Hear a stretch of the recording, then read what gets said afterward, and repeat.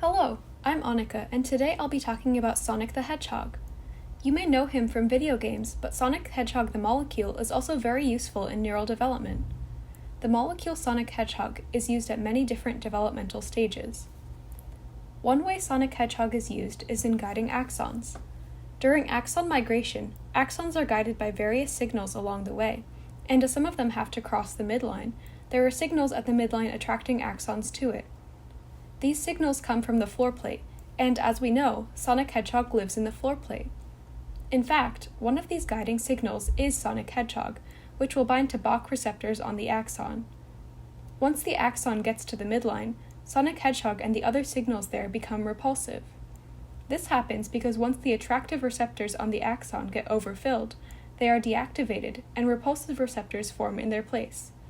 In particular, for Sonic Hedgehog, Bach gets deactivated and the repulsive receptor smoothened forms in its place. Another use we discussed for Sonic Hedgehog is its role in embryonic stem cells. It was found that when cyclopamine was used to inhibit Sonic Hedgehog, embryonic stem cells took a more dorsal fate.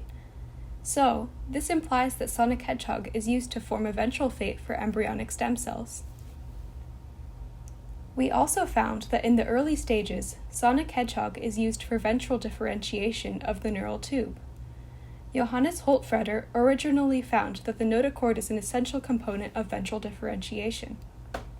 When the notochord was removed, there was no ventral differentiation, and when it was transplanted into a different spot, it induced a new floor plate and ventral differentiation at that spot. This led to the question of what molecule in the notochord was causing ventral differentiation. When notochord and neural tube were put in a plate, it was found that there were secreted factors. Cliff Tabin noticed that a morphogen in the zone of polarizing activity, Sonic Hedgehog, was involved in limb bud formation. It was also known that the zone of polarizing activity could be replaced with a floor plate, with similar results, suggesting that Sonic Hedgehog may be an essential molecule in the floor plate. Indeed, when Sonic Hedgehog was put in a plate with neural tube, it induced a floor plate and ventral differentiation. Overall, it seems that as a theme, Sonic Hedgehog is used specifically for ventral parts of the brain, as it is used to induce the floor plate, helps with axon guidance while living in the floor plate, and also induces ventral fates for embryonic stem cells. However, as discussed above, Cliff Tabin also noticed that Sonic Hedgehog is heavily involved in limb bud formation, so this raises a question of whether this extends to Sonic Hedgehog being used for growth mechanisms in general. In particular, we might wonder whether overexpression of Sonic Hedgehog could lead to cancerous growths. Interestingly enough, this turns out to be the case. In particular, a defective form of Sonic Hedgehog can cause tumorigenesis and cancer. In order to look at this, we need to more closely examine the Sonic Hedgehog pathway. In vertebrates, Sonic Hedgehog signaling is dependent on an organelle called the primary cilium, a structure which is found on most cell types, including on axons in neurons. Sonic Hedgehog can signal to axons through this primary cilium during embryonic development, and neuron positional fates can be determined through a gradient of Sonic Hedgehog. There are generally two main pathways of Sonic Hedgehog, one being the canonical pathway, and one being the non-canonical pathway.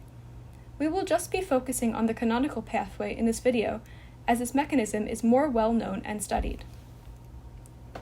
In the canonical pathway, Sonic Hedgehog first binds to a transmembrane protein, patched. Patched normally inhibits the smoothened receptor, which, as we remember from earlier, is an inhibitory Sonic Hedgehog receptor. Once Sonic Hedgehog binds to patched is degraded and no longer able to regulate smoothened. So, smoothened can accumulate at the primary cilium and activate the Sonic Hedgehog downstream signaling cascade, where a molecule called Gli is activated and sent to the nucleus to begin transcription of the target genes. This pathway can also work through a molecule called SUFU, which binds to Gli and inhibits transcription. When the Sonic Hedgehog pathway is activated, SUFU no longer binds to Gli, and the signaling cascade can continue. It is thought that many chemo-resistant tumors are caused by a specific type of stem cells called cancerous stem cells, and these cells have the same Sonic Hedgehog pathway as normal stem cells. Overproliferation of these cells can lead to cancer. This could result from Gli overexpression, since Gli is a transcriptional activator, and since Sonic Hedgehog activates Gli through its pathway, Sonic Hedgehog overexpression could be a danger as well. Another way that Sonic Hedgehog overexpression can cause cancer is through crosstalk with other pathways. The Sonic Hedgehog pathway is able to interact with pathways like Wnt, EGF, and TGF-beta. In medulloblastomas, the loss of SUFU is able to activate both the Sonic Hedgehog and the Wnt pathway, leading to increased proliferation and tumorigenesis.